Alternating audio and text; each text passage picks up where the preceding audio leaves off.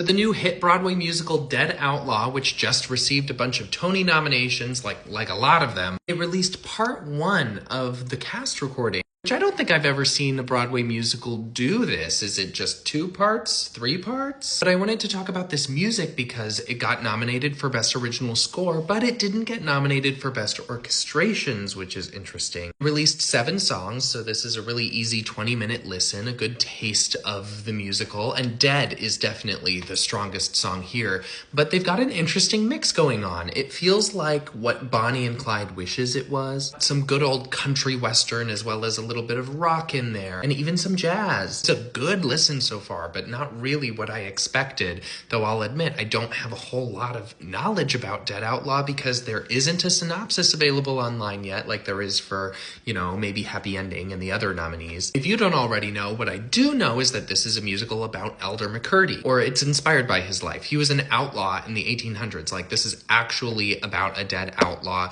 He got killed in a shootout after robbing a train, and then his body was put on display and became like a sideshow at a funeral home, which is just wild. I understand why it was turned into a musical. And I misspoke earlier. This wasn't the 1800s, it was the 1900s. It was literally 1911. But I just wanted to put that on your radar because it's a cool album, and I really want to get some of your thoughts about how the album is going, because yes, it's really good, though it also, I expected it to hit me a little bit harder than it has so far, and I'm like, oh, okay, this is the one that everybody's saying might win Best Musical over maybe Happy Ending. Not that I'm saying that I doubt that it's great, I'm just saying okay, this feels like one of those country western cowboy musicals on Broadway, For those of you who've seen it, I want to hear what is hitting so hard about this musical that's making people really shift their attention away from musicals like Operation Mincemeat and maybe Happy Ending, because I feel like up until now those were the musicals to beat. Oh, and Death Becomes Her. Let me know your thoughts.